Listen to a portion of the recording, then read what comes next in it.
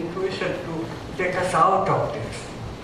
It's so sad. When we are depressed, we cannot do the very thing we need to do, which is to live with purpose, live with a dedication to these archetypes. We cannot activate this brown chakra. This is why depression is so hard to treat.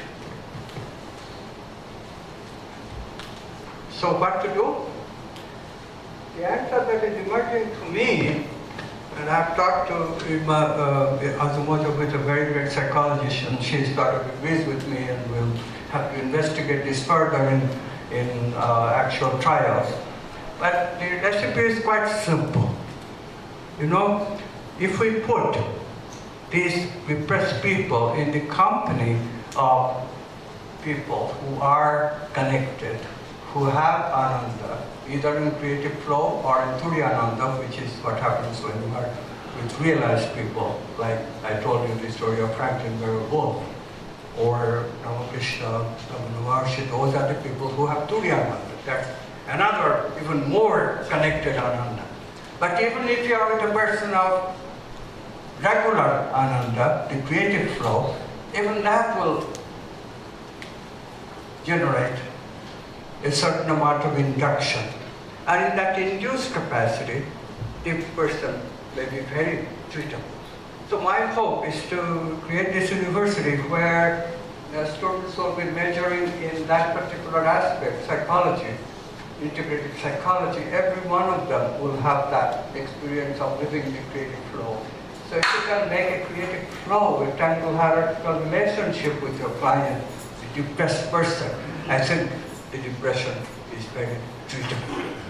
And I eventually think, and you must say that yes, it's completely possible. She's schizophrenic patient, which is even harder case than depression. She has found her happiness is so deep that she can heal schizophrenic patient. And this is what we want to teach at this new university for those of you who are motivated enough to deal with mental pathology. Okay? So this is as far as we have gone. I won't go into the further aspects which we'll do. I have more interactions with you, although this afternoon we'll have Dr. Aladino teaching us about economics, and that's a very different area, I know, but this is the way one worldview is. Some things are for the self, and other things are for the others. And for the others, we need to learn how the economic world, business world works. Do we have a little more time? Yes, we do. What is the negation of whatever you are saying? Negation of? Negativity, substitution, and everything. What is there? What is that? You want to know? Yeah.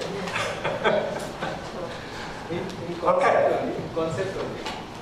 So, what is that? In this worldview, remember, we have life and then we have death. So what's the difference? If we look at a single cell, we can understand this much easier. So let's go to a single cell. I told you the question that Niels Bohr asked. Okay, the molecules are the same. Here's a living cell, here's a dead cell. Molecules are the same. The dynamics are exactly the same. Moment before this cell was living, and now this cell is dead. So what's going on? Now we know what's going on. In the living cell, tangle hierarchy was inviting consciousness, making a representation of consciousness. In the dead cell, the tangle hierarchical mechanism is not working anymore. Okay? That's the difference. The tangle hierarchy ceases to operate similarly in the brain when we say somebody is brain dead. But we have some additional experiences of it now, which gives us a very interesting question. That maybe there is lots of room here to learn further. These near-death experiences, which actually we did a sampling, and at least 5 or 7 people raised their hands. So lots of people here have near-death experiences. And what they really are is not near-death experiences. They are after-death experiences. We have done it a little bit in a misunderstood because people were too hasty to name it. Just like in the unconscious, we finally found out it's not really unconscious, it's unaware. Similarly, near death is really not near death, it's really after death. Why is that? Because the brain is really dying, brain is really dead. The EEG machines tell us that there is no brain wave. There is no brain acting anymore. There is no tangled hierarchical collapse of the possibilities that is taking place. So if that is that, then how come we can revive it? We can revive this near-death people. And this is why the near-death is not completely an appropriate name, because after all, they don't eventually die. They came very close to death, and this is why the name near-death was given. But the experience I describe is very interesting. The experience I describe is that, well, they went through this tunnel to the other side, whatever that is, and in the other side, the images they describe, they're all images of the collective unconscious. So obviously, their identity has shifted from the personal. They don't have access to the brain anymore, so personal unconscious possibilities are out of their reach, but they can still process the possibilities of the collective unconscious. And if they have access to quantum unconscious, if they were creative, they could even access those states. But then invariably, they get into images that are also images of the collective unconscious, like you come against a wall and they hear something for them to go back. So all these are suggestive that their consciousness is not closed to revitalizing them completely. In other words, it's very much like coma that their experience is suggestive. In comatose, we never know whether the person is going to die, never come back, or is the person revivable. And therefore we keep an open mind for a reasonable number of time that the physician decides with intuition. It's a very complex process. So what is death? It is really ultimately a question that is very difficult to answer. Is consciousness forever withdrawn? Is consciousness ever going to collapse the possibility wave? It's not that simple to answer. These experiences are telling us that we have to be much more sensitive. There is more science to discover in this area. We should not be very quick to say that, okay, this is death. We know that ultimately it is cessation of tangled hierarchical transformation of the possibility into actuality. But whether consciousness is permanently withdrawn or not, that we cannot predict. And therefore we must be very patient in discovering. But one thing is very clear, you know, this simultaneously as you have discovered the near-death, after-death experiences, Stan Graf, a psychologist who does holotropic breathing experiences, he has found that with holotropic breathing, it's a breathing technique, holistic, holotropic, takes us to wholeness. We can experience what can be called before birth or near birth experiences. So at the same time that we have discovered near death experiences, we have also discovered near birth experiences. And very similar, very similar. I'll go into it tomorrow. But when we do, you'll notice that the conclusion is inescapable. Death is not a termination of what we know as manifestation. Instead, death is a continuation, because we see the same kind of phenomenon after death that this near-death people remember, as we see when people are born. They have memories, that memories can be revived with this holotropic breathing technique, and these memories of near birth is uncannily reminding us, oh, there is a continuity. There is a continuity after death, and really something of us is reborn in that whole journey. So there is an after-death journey. We die to this life, but we are reborn into the next life. There's a lot of data for it, and I looked at theory and we have a good theory for it also. So non-vocal memory. So that's the new thing that we have learned. That death is certainly not a permanent thing. It's not a cessation in the permanent sense. There's only permanent sense, there is only one cessation that Buddha discovered. Nirvana is a cessation. It's a cessation from the death, birth, rebirth cycle. That cycle is finished, and Hindus call it moksha, and that is the only cessation of manifest consciousness. Yes? Is there a quantum way of also saying this? Like the moksha what? Is there any science that can give us, just give ideas? Yeah. I mean, we have... Share something. Wait till we talk about reincarnation. Then we'll talk about when we are ready for liberation. Liberation is a concept that really has to be understood after we go through the whole process. Don't be hasty, because then it will be premature and some things will not quite properly jump. Any other? Yes, please. The concept of constant integrated awareness. So, Prajnana Shakti, as it's called in Sanatana Dharma. or Theta Prajna. Yeah. Yes. This concept of Theta Prajna, which appears in the Bhagavad Gita, is one of the most important concepts. And you know, for me, this idea probably is the most profound idea that we should try to do. How can we make a stable life, stable consciousness abode of Ananta? How can we situate ourselves in that, either in the creative joy or in the turiya joy, but how we can be stable in that. So there are pictures of it, very good pictures of it in two traditions. Other traditions don't give very good pictures, as clear pictures as this, but I think most traditions hint at it. But the good pictures are in the Zen tradition, then absurd pictures. I don't know if you have seen them, but of course you are familiar with the Hindu concept. The Indian treatises, starting with Patanjali, they gave us two ways of thinking about this. One is the Safikalpa Samadhi, Samadhi with separateness. That's the one that we have with creative experience. This experience where we have that discontinuous quantum leap, we have jumped into a new reality, we got a glimpse, we almost identified with the consciousness that we call God consciousness, and it almost touches God in that picture of Michelangelo.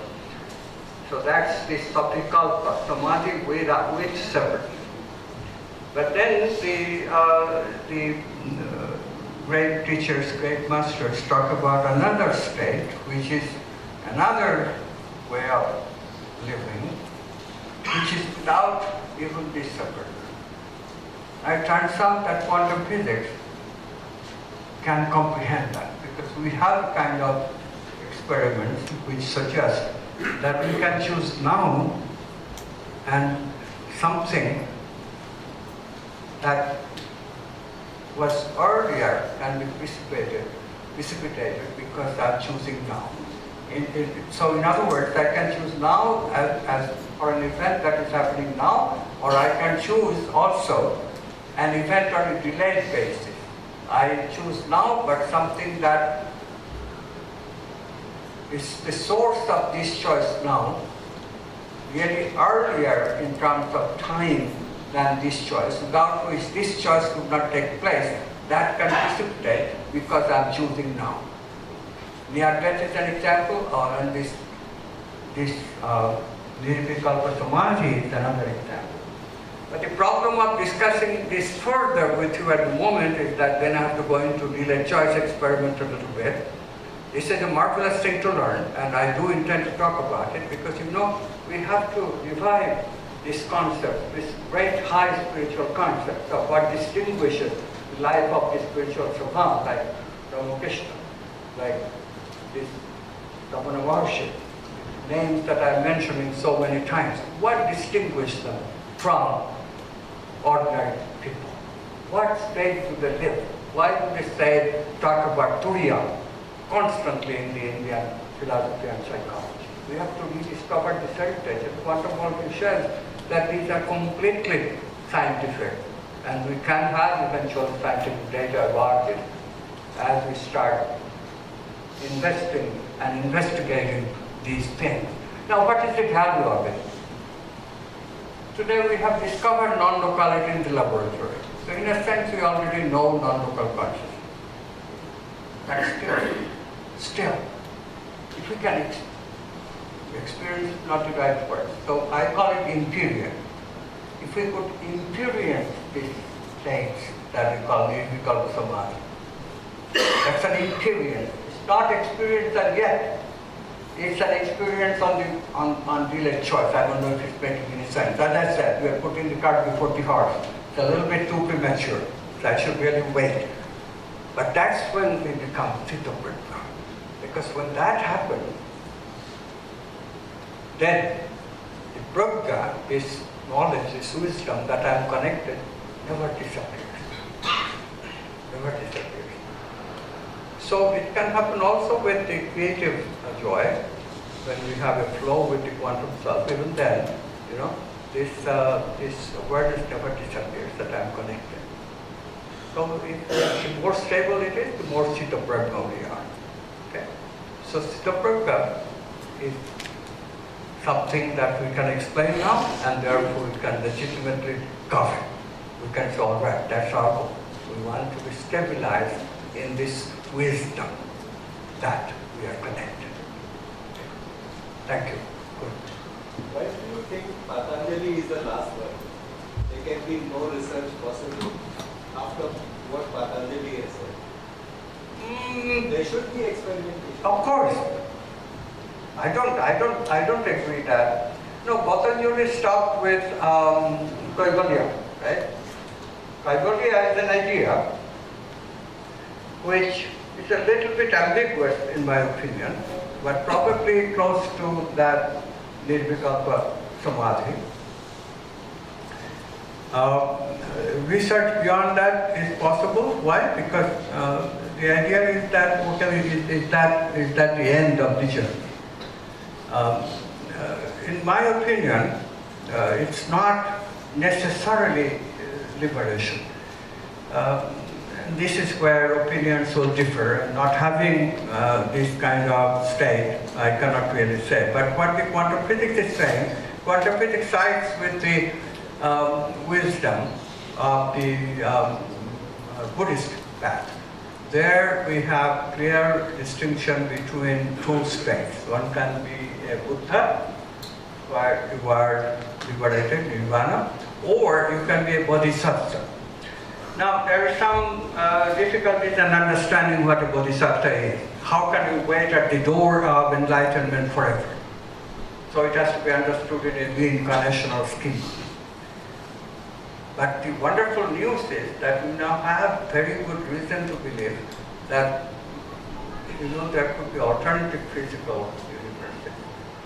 So it is really possible to conceive, theoretically at least, that when we develop a certain ability that we call Nirvikalpa Samadhi, we are given a choice. There is the teaching of Shankara, which says that there is only this non-duality without any qualification, but there is also a wisdom in South India that was taught by Madhava, which says, or Ramanuja himself, who was also a great seer, and their thinking is that there is also this qualified non-dualism. Now, this qualified non-dualism, quantum physics says, yes, that is possible, because you can have an archetypal body. Buddhists say the same thing.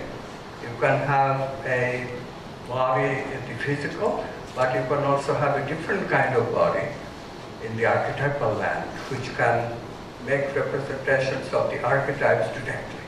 So this is a very tempting kind of thing to talk about today, because we have found that the universe, besides regular physical matter that we are made of, have this dark matter, dark energies. And bulk of the universe actually is made of this dark matter. So this theory is absolutely imperative to make, that there is another kind of body that we can build out of dark matter, which is much more subtle, in which it's possible even to embody the archetypes directly. So what happens then?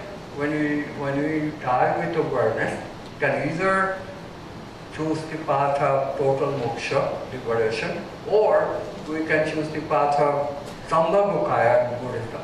We can choose this dark matter body and be born in the land of dark matter, which is dark only to us.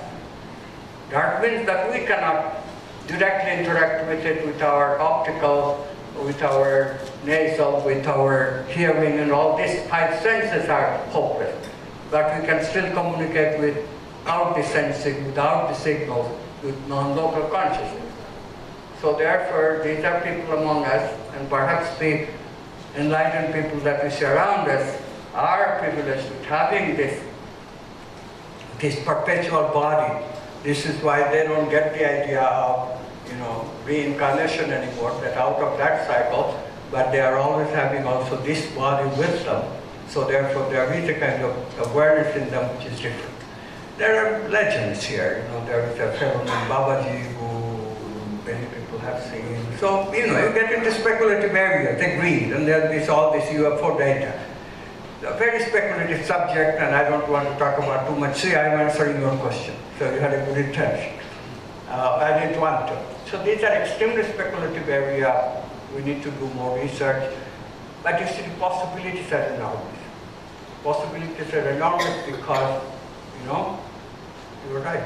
Research does not stop, should not stop, never should stop. Because why should we stop experiencing beyond intuition? There could be experiences which are even subtler than intuition. A fish doesn't know about the mind. So how can we know about what is beyond intuition? We can't in our present human body. This can go on and on and on. I mean, imagine, what stops me with absolutely fantastic sense of wonderment is when I think that we have so many more years, this universe is 5 billion, this life is 5 billion years old, 4 billion years old on Earth. That's as long as you have lived. But the universe has much, much longer time. The present model we have, it will go on infinitely. And so there are many, many more years. Even if you take entropy into account, there are still many billions of years left. So to think that our evolution is already stopped is sheer foolhardy. So much to go, so many years. What can consciousness do? So therefore, there's much, much more play to happen. Much, much more stuff to manifest itself. It's a wonderful, wonderful world to which we are waking up just right now because we have found the recipe of balancing and harmonizing this negative emotional brain center. And then, as many of us say, possibilities are infinite. Let's wake up and explore these infinite possibilities. That's the humanness that we want to explore. Okay? So we stop for some food. He is a celebrated business success coach and certified law of attraction trainer and facilitator. Jim is known your law of attraction business coach for his success in helping companies of all sizes get into action and create an LOA culture in the workplace. In this capacity, he has worked with insurance companies, real estate offices, high-end resorts and hotels, the entertainment industry and other venues to help with goal setting, increasing sales and attracting ideal clients and relationships. This is about Dr. Jim Albino. Now, before I hand over to him, I'm sure you're all very eagerly waiting. I would like to know how many of you really want to taste financial success? That's an overwhelming numbers, and that's exactly what Jim would love to do. Get in touch with you over Skype and do sessions. Are you all going to sign up the paper for that?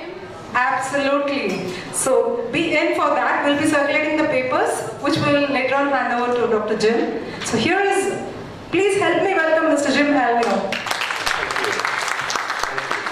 Launches of perfection. Everybody, or whoever knows that, knows them, do them with me, and we'll go from there, okay? Okay. Om Purnamada Purnamidam Purnat Purnamudachyate Purnasya Purnamadaya Purnameva Vashishate. Om Shanti Shanti Shanti. Very nice, thank you. Thank you. Amit inspires me in so many ways, and he did it again yesterday, and in surprising ways. I did mention that when he and I first had a long talk, he reminded me of how much I used to enjoy intellectual discussion, but I've been so far from that arena that I had actually forgotten that joy. And then yesterday, when he said, you know, his father had him learn a variety of things, it reminded me of the mantras of perfection. It reminded me of how much I used to love to chant. I still love to chant, but I don't do it that much. I used to be a lead chanter in an ensemble, and I've been on a meditation path, actually Hindu-based, Indian-based, for almost 30 years. So when I say to you that my spiritual roots are here, my spiritual roots are here.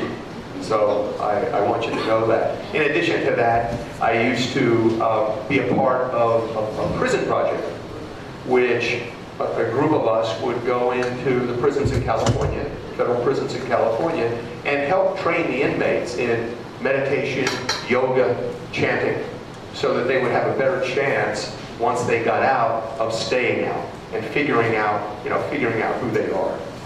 So that's part of what I do. It's part of what I've done. That's part of my history. Today, I'm a business coach and success coach. I have thousands of hours of sessions with dozens of clients all over the world. Everything from startups, or even people who are entrepreneurs or want to be entrepreneurs, they don't know what to do yet. I help them figure out who they are and what they want to do. Ranging from those kinds of folks to companies that are startups, to companies that are mature or simply need a boost. You know, they need to boost their profits. They're not growing anymore. And really in business, and in fact in life, when you think about it, if you're not growing, you're dying. You know, we need to grow. We need to take responsibility for our personal growth, our spiritual growth, our financial growth. And we can't just sit back and wish that it's going to take care of itself, because it never does. So all my life, I've been an empowerer. This is what I love to do. I love to empower people to use their potential in the highest way and have a satisfying life, a happy life, a fulfilling life, a financially successful life. In fact, at one point during my career, I was known as the potentializer. The potentializer. That one who helped you draw out your potential. Okay? Now my brand has shifted a little bit as I got more involved in law of attraction, and of course it's been, the foundation of it is just being more and more solid now by bringing in the principles of quantum physics, which I'd always had they always resonated with me. I always had a propensity for these things. Even when, in fact, it reminded me that my doctoral dissertation was on the problem of intersubjectivity in Western philosophy. What's the problem? The problem is, if you start out separate, you're never going to get the connection. And my solution was, way back then, really before I knew a whole lot about quantum, was we had to start with the we had to start with the consciousness, and from there, you could get to the individual cells. One more thing I'll admit that I didn't realize at the time. We're all accustomed to 3 dimensions of time, right? Past, future, present. And the philosophers I was studying put the emphasis on the future. The future. looking into the future, but acknowledging that I am as having been. Here's my presence, and I am as having been. Well, one of the things that I also concluded with in one of the final chapters of my dissertation was a fourth dimension of time, which I call simultaneity, which in essence is another way to say interconnectedness, everything touching all at once, all the time. So that was my sort of backdoor foray into some of the principles of quantum physics. So it's a delight for me to be here with you today. A delight for me to share the principles of quantum economics that Amit so tremendously has captured in his book, Quantum Economics. And he and I, subsequent to that, have co-authored a book called The Business Person's Guide to Demystifying and Implementing Quantum Economics in the Workplace. You have this, right? You have this. Everyone has this. So what I have done for you this weekend is I put together a PowerPoint slide that essentially is this book, is this course, okay? And if you don't have the book, you should read it. Everybody should have this book, okay? So I'm going to go over the principles. Understand that some of what I'm going to say will be redundant to what Dr. Goswami has already gone over. Reinforcement is good.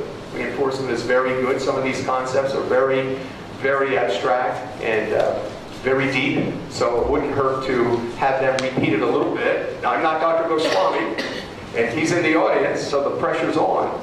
But my job is to take the principles and in some ways, in many ways, translate them into something that is very practical, that gives you direction, So that's my goal with you today. And in the sessions that I have with you, I'm just going to take it from top to bottom in the sense of getting through as much as I can get through with you. You have the book. You have an opportunity to contact me for a free consultation, a free assessment of your business. And that's something that we decided to do, and I feel very pleased in offering that to try to help you push your business along or pull your business along. Yesterday, we tried to determine who the audience is. So most of you put your hands up when Tony asked who's a practitioner. So what does that mean? Who here thinks of himself or herself as a business person? Business person.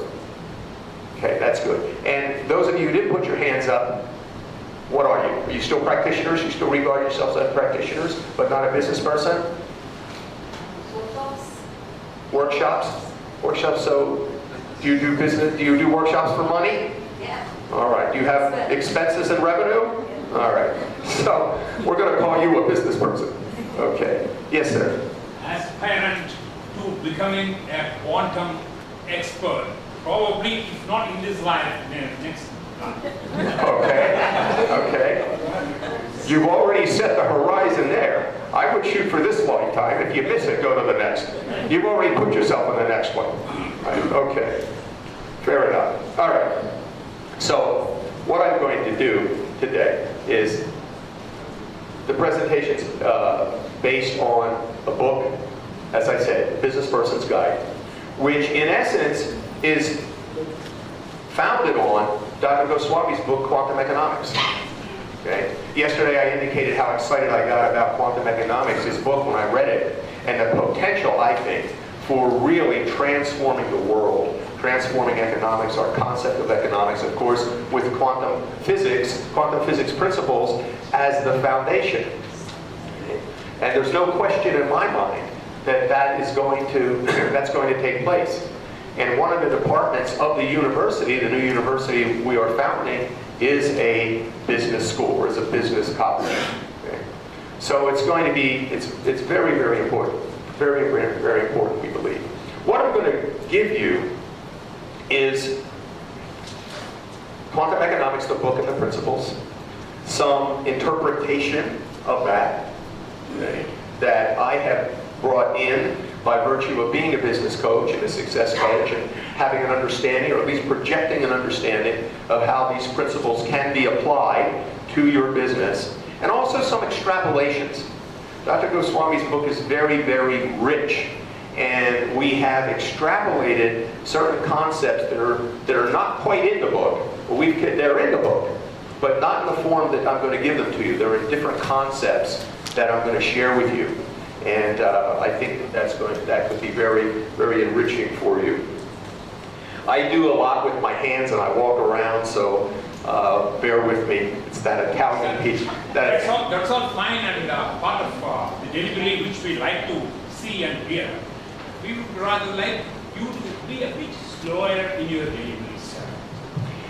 That's going to be a challenge, because what you see is what you get. But I'll try. As a matter of fact, as I was hearing myself, I was remembering what Ahmed said today. So I will do my best to slow it down. It's going to be tough. It's going to be tough.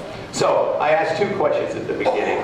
The first one I already have some answer to, and that is, who are you? The second one is really rhetorical, because I don't want the answer to that. I want you to think about why you're here.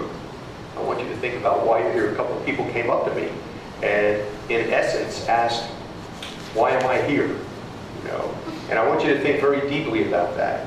We're going to be talking about that. We're going to be talking about archetypes. I'm going to be following up on Dr. Goswami's talk on archetypes and the archetype of business and what has attracted you to this place.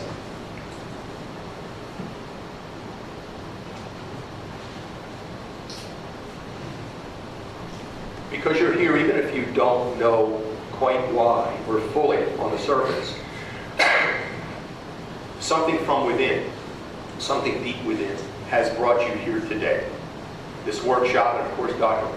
Goswami and his knowledge and expertise and just the being that he is and the expert that he is, has attracted you, of course, here. But why? Why? And when we look at attraction, you know, I do law of attraction, quote unquote. When we look at attraction, it is already a tangled hierarchy. It's already a tangled hierarchy. It's not that, you know, I'm such a great law of attraction guy that I attracted all of you into this workshop. No, you also attracted me and attracted each other, and have been attracted by the archetypes.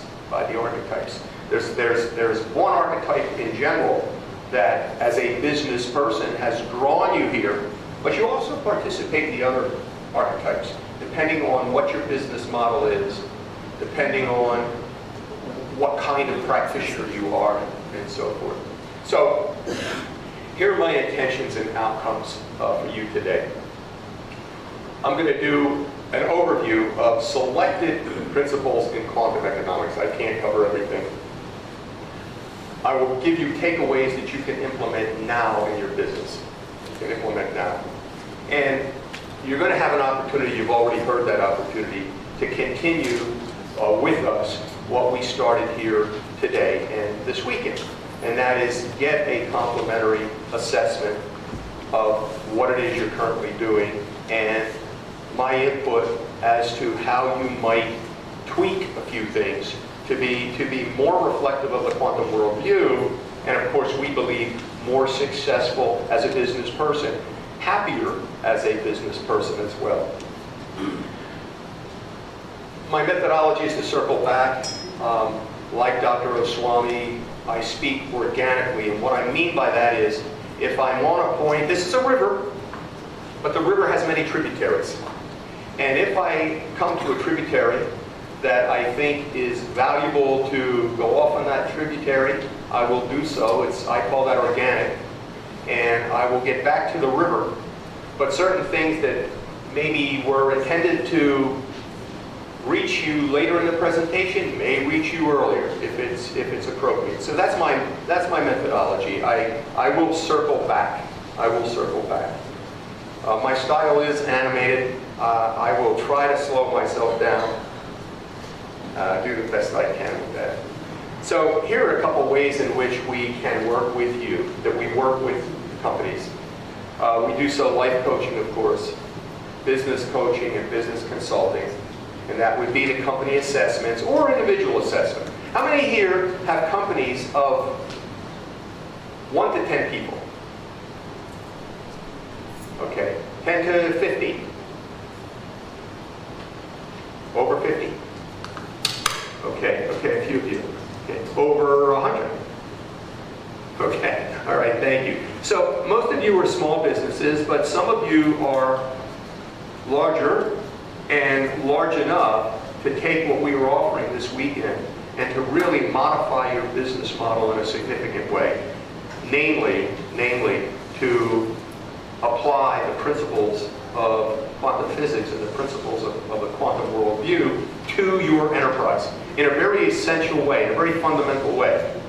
Not just calling it quantum, quantum cooking, quantum banking, quantum this, quantum that. In the West, the word quantum is a buzzword, and it's used for everything, and there's very little quantum in it except the word.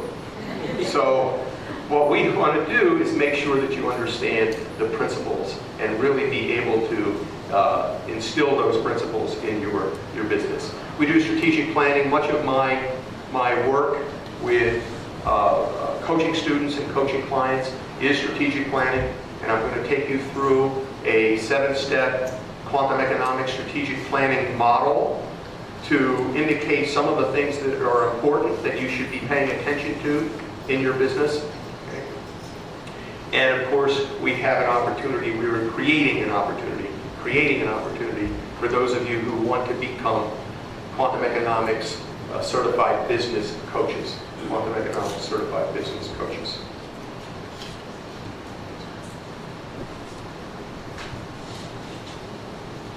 Okay. So, what is quantum economics? What is quantum economics? First of all, you see Dr. Goswami's book there, Quantum Economics. Please get a copy of this book. It's the basis of the business person's guide. And you'll go through this book and you'll have a much deeper understanding than the depth of the material that I can go through today. But that's the first thing. Quantum Economics is the book that you want to get. So we have a new paradigm in economics that is juxtaposed to what Amit has been calling or has alluded to scientific materialism. 3 key principles. He's gone over the 3 key principles, so I don't need to do that in depth. Non-locality, discontinuity, entangled hierarchy. Discontinuity is the aha, is the creativity, the aha experience, that leap. And I will show you later very specific ways of how you as a business person can act on non-locality. What does that mean? What does that mean for your behavior as a business person? Likewise, discontinuity and entangled hierarchy. What might that mean? What might that mean? Because that's the important thing. The meaning is the important thing, not just, it's not good enough just to say, okay, you're going to tackle on non-locality, discontinuity, entangled hierarchy to your business model. What does it mean? And how will it alter your behavior so that you can begin to evolve fully into a quantum economics business company?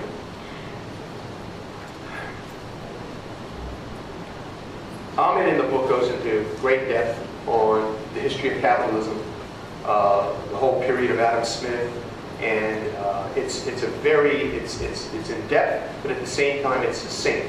So that if you ever wanted to know the history of capitalism and how it has evolved from the time of Adam Smith, this is the book to do it. So it's an expansion of Adam Smith's capitalism.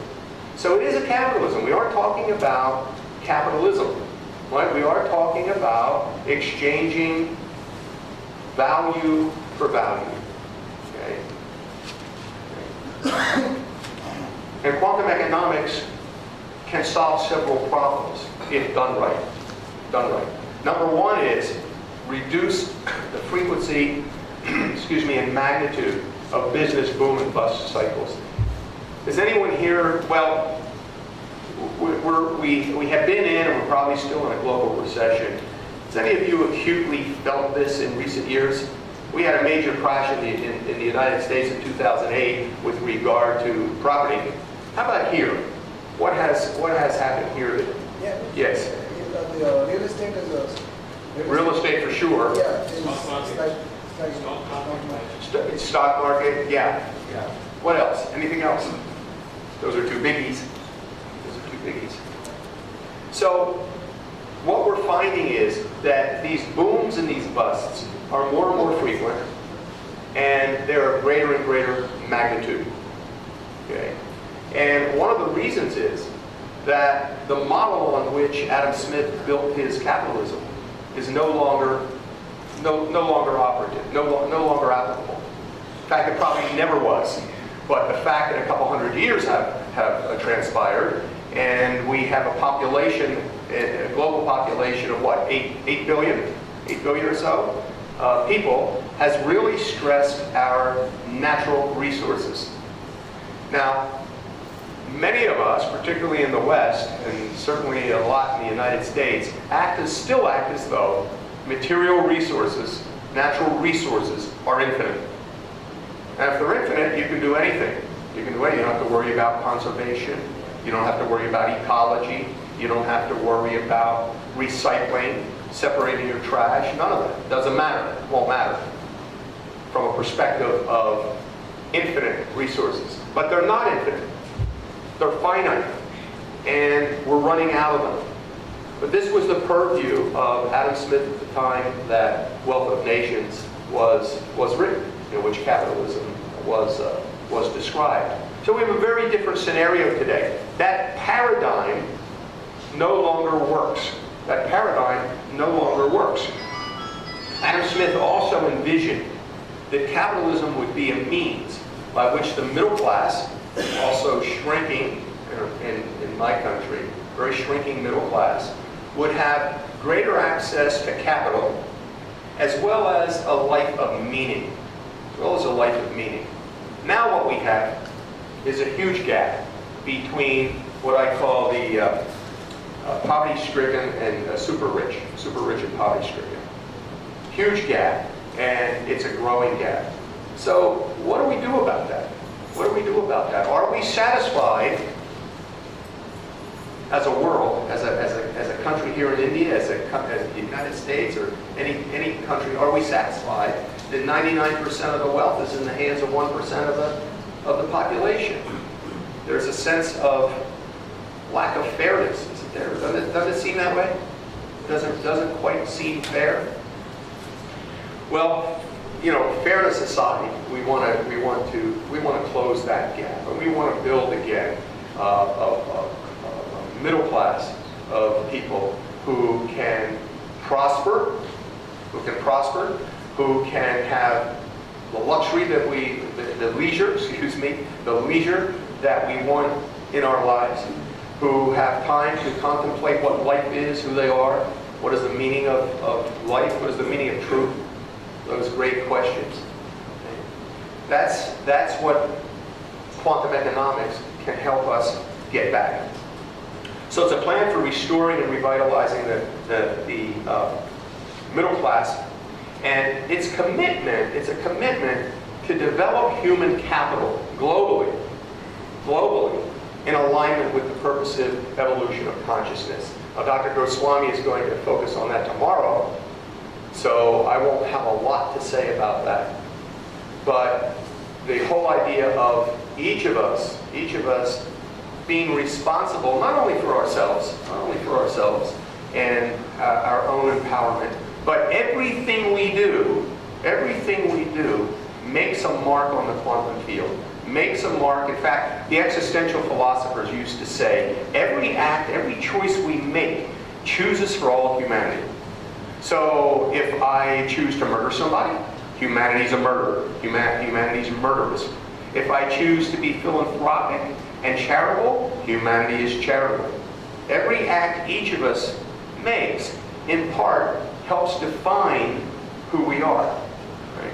So it's very important that we be clear about what our values are and understand that everything that we do in one form or another either adds to or detracts from a vision of human capital that is evolving.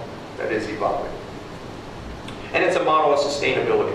A model of sustainability on a personal basis, a spiritual basis, and a societal basis. I'll get into some of the details of this. Here's our slogan. This kind of summarizes things for us. Okay? We want quantum economics. Quantum economics maximizes profit, does social good, and helps you build a living legacy. Maximize profit, do social good, build a living legacy. Okay? That kind of summarizes the outcome. If we were to implement fully quantum economics, this is what we would have. We'd have a prosperous world. We'd have a prosperous, abundant world. A human world. A world based on love rather than fear.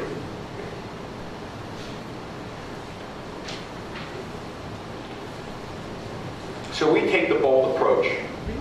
Take the bold approach that what we have now is not sustainable.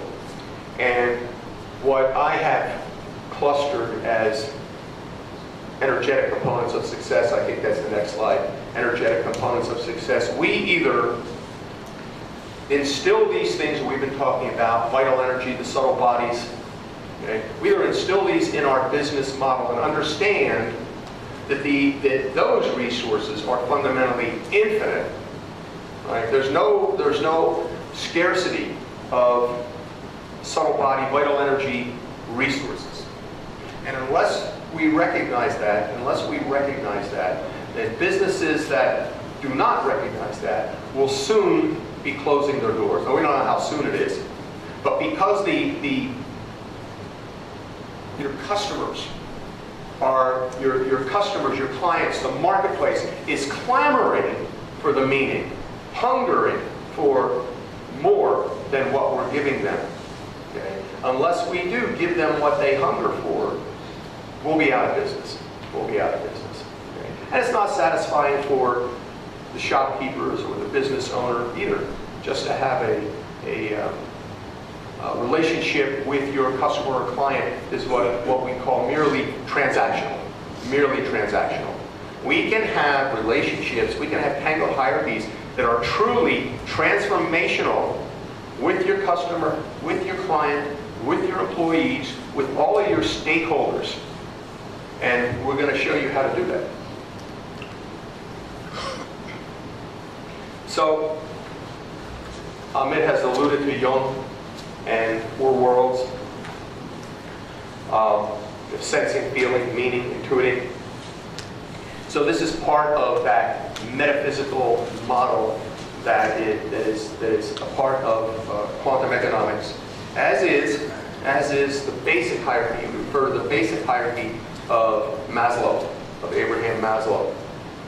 Now, this is Maslow's quote: "At any given moment, we have 2 options: to step forward into growth or to step back into safety." We know now that with quantum physics that's very simplistic, but it is a point worth stressing, because we either move forward or there really is no going backwards. We grow or we die. It's pretty much how it is. Now, when in an audience like this, when I'm usually teaching and I get to a point like this, what I'd like you to keep in mind is this: the same thing holds for you. And, you know, I'm from the West, and so far I've been unsuccessful in slowing down my teaching. I'll keep working on that. But I may say things that push your buttons. We share a lot in common. We share values, we share spiritual values and philosophical values. But business-wise, I might ask you to stretch a little bit. Okay, I might ask you to stretch. And lots of times in an audience, well, every time in an audience, no matter who the speaker is, you have an opportunity to say, I'm going to do it. Okay, he's asking me to do something. He's asking me to think about this, or I'm not. I'm closed off. You know, I simply don't agree with this, and this is not making sense to me, and I'm going to sit here for as long as I have to, and then I'm going to leave. Okay? So what I want to ask you to do is this. I want to ask you to suspend any kind of maybe disbelief or prejudgment on what you might hear from me. And understand as a business person and as a spiritual being that there's no growth in your comfort zone. There's no growth, and as a business person, there's no money in your comfort zone. Okay? If you do the same thing and expect to double your income, or expect to double your income simply by doubling the same thing, it's not going to happen. Okay? It just isn't going to happen. It's not the way it works in business or in life. So I want to ask you to stay open. I want to ask you to stay open and take what I say and take what you see, take what you can, and where it's appropriate to you, make a little note that you want to follow up on it, or you want to see how this works with you, or make a little note you want to ask me about it in that assessment or consultation, okay? So that we can start you on a road that leads to greater prosperity. Now, I just made an assumption. Everyone here, true or false, everyone here wants to do better in business. True? True, false, true? Were there some that do not? Some of you guys aren't going to raise your hand no matter what I do. Okay, I get that. That's all right. Is there anyone here who's completely satisfied with how their company is doing these days? Completely satisfied. Okay, so we can do better, right? Is that agreed? Yes. We can do better. We can make improvements. Okay, we're going to help you make improvements. We all want to make improvements. We got into business. We didn't get into business to lose money, did we? Did we get into business to go broke? No. So we don't want that. We don't want that. We want to take the measures that have a future for you. And the way things are going in the world, okay, there will be more crashes. There will be more businesses that close. There will be more dissatisfaction in the marketplace because the marketplace is not getting what it can get in order to feel satisfied. Nor are you probably fully giving of yourself and your potential to be satisfied as a business owner.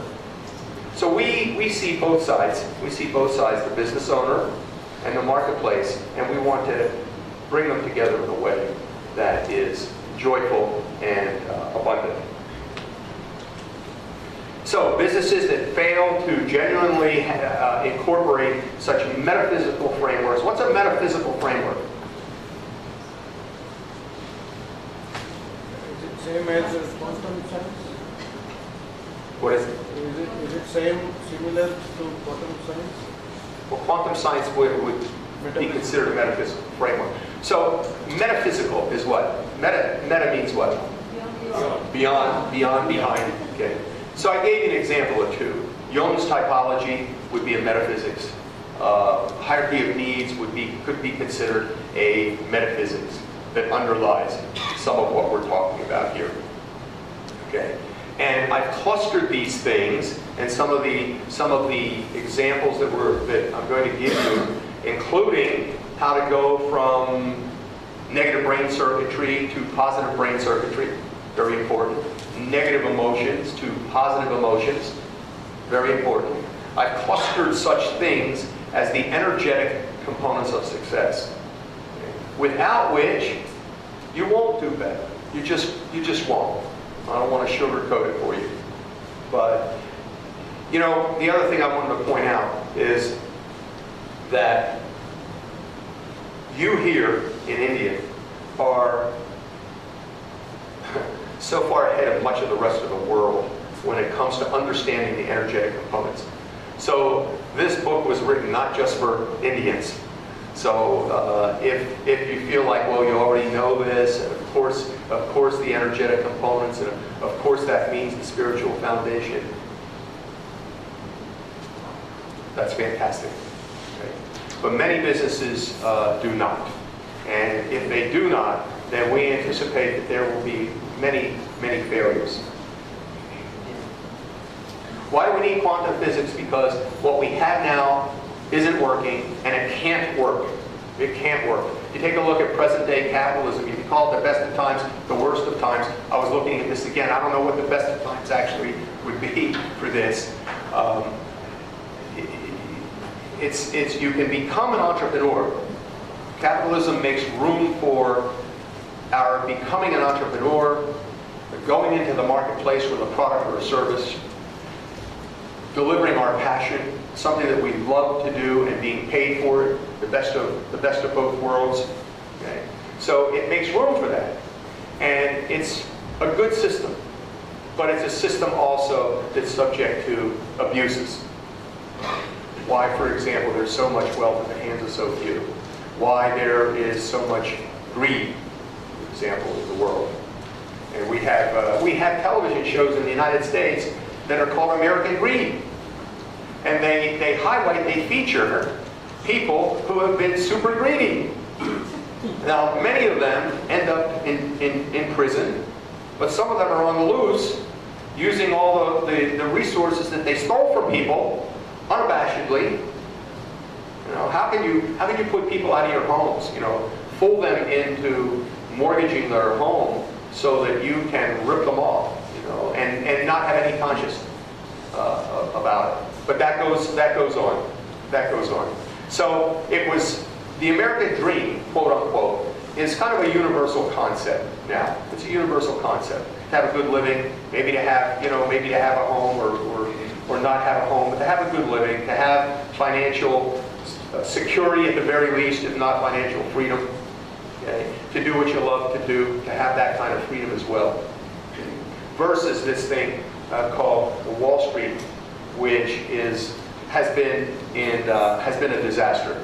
Not only Wall Street, but the other financial markets around the world have really been a disaster, have really caused a disaster and caused financial failures. Our banking system in the United States is such that it precipitated a crash in 2008 with its subprime mortgages, and then the government bailed the banks out, which means it used taxpayers' money to bail out the big banks who ripped off the taxpayer in the first place. Okay. Now, some would call that a corrupt system. Okay. But that's exactly what happened. That's exactly what happened. So profit motive and purpose motive, we're going to see, are imply each other. They're mutually implicative. They don't exclude each other. Okay. Just as Amit suggested that spirituality really and materiality are not mutually exclusive. You don't have to be one or the other. Okay? If everything is God, then so is the material wealth that one can attain and one can aspire to. I tell a little story about a guru in an ashram who was confronted by one of his devotees. And he basically said, Baba, how do you justify all this wealth? You know, there's all kinds of statues and Lakshmi's adorned and there's gold everywhere. How do you justify having all this wealth when there's so much poverty out there? And without missing a beat, Baba said, what makes you think God prefers poverty to wealth? Okay. What makes you think God prefers poverty to wealth? All right. Yes. And there are ways, you know, there's so many ways where ethical human beings can use wealth to help other people. And it's done more and more. I think it's done a lot in this country in village projects and so forth. In fact, I support a project myself in Ganeshpuri. And I think after my beautiful visit to Pyramid Valley, I will want to support something that's actually actually happening here, as by my way of saying thank you. Because this is just an amazing environment, an amazing place, and I know you all know how fortunate you are that you are a part of this community. It's just absolutely incredible to me. So, political stereotypes don't help the situation. Our political climate, however, our political systems currently don't know how to deal with the issue. But we have a circus going on in the United States with both parties. And maybe you have kept up with that. Probably more with the Republican Party. But it's definitely a circus. But even the limited, legitimate discussion on what to do about the economy, what to do about jobs, what to do about, the middle class, the vanishing middle class, are still based on the same premises. Still based on the same premises. You don't hear anyone say that we have to revolutionize the paradigm. Even Bernie Sanders, who regards himself as a socialist, democratic socialist, it's the same set of principles, really, just taken a little farther. The same set of principles.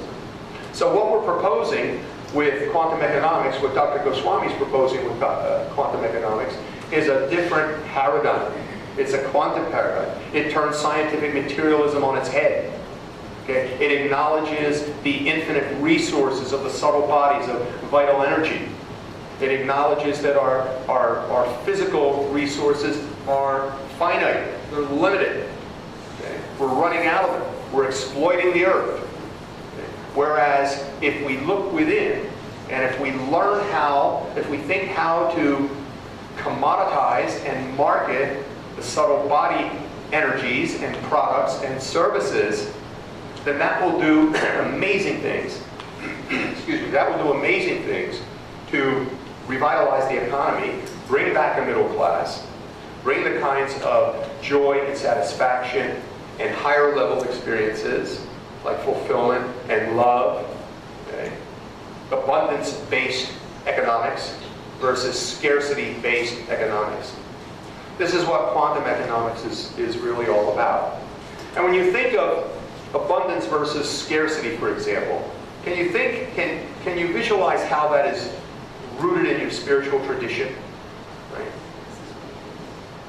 You take a look at some of the underlying spiritual beliefs and practices and philosophies right here in India. You see how if we came from abundance and the joy that you have in abundance, right, and the abundance of Lakshmi, and we figured out a model to apply all this and install all this in your business. Do you see how much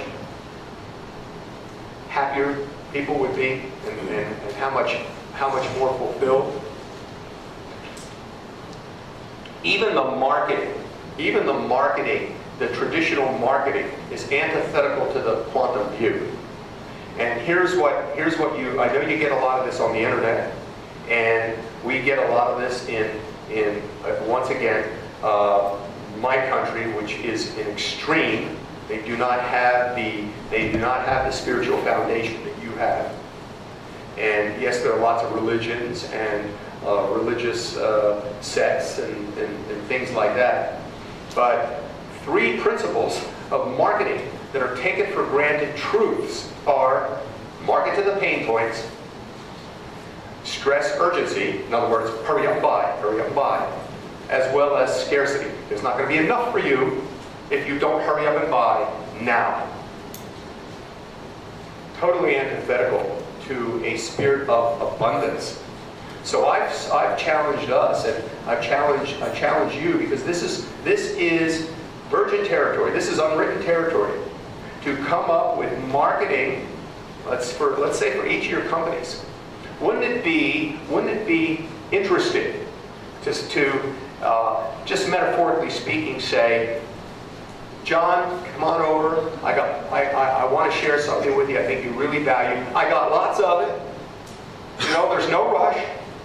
But when you're ready, I'd like to talk to you and show you how this product can really enhance value to your person and to your life. No pain points, no scarcity, no urgency. I'm not even sure people that that's possible. But I'd like to think that we can build a model like that, and in a quantum economics certified company, so to speak. They don't exist yet. We will have revolutionized everything from branding to marketing to how to acquire a client to how to serve a client and what to serve a client with. That's our vision. And I think it can be real. And we would love to have a couple case studies come out of Pyramid Valley where we can begin to put that into practice. We can really look at that and say, okay, what's your product? What's your service? Okay, let's reframe how you're doing everything on the basis of quantum principles. Remember, our goal is not to put you out of business. Our goal is to help you maximize profit, do social good. There is a whole social good movement going. And build a living legacy. Living legacy. That means it's not just something, if you have a pot of money at the end of your life, you give it to your heirs. No. Living legacy is every day, every moment, you breathe the legacy that you're going to leave future generations in and through your transactions, in and through your interactions with your people, with your stakeholders, with your customers. This is all possible. This is all possible. I've always believed if you can think it, you can do it. And actually, if you can think it, there's somebody probably already starting to do it. And in terms of what we want to achieve here, what we want to achieve with the university, and getting quantum activism out, and what we hope will be successfully extending a business initiative here in general. This is one of our goals. So this is revolutionary. Here's the revolutionary idea. Okay, whatever you're selling, whatever widget it is, whatever service it is, your product will also be enhancement of human capital. In fact, if I were to ask you, let me ask you, who can I ask? I'll ask you. You're a business person? Okay, what is your product or service? Workshops, training. All right, so you're a trainer, workshop. Somebody else, let me some volunteers. Who sells what? Yes. I sell IT products. Lighting? IT, right. Thank you for helping me with your IT products. Okay. Anyone else? Yes. Textiles? Thickener. I'm sorry.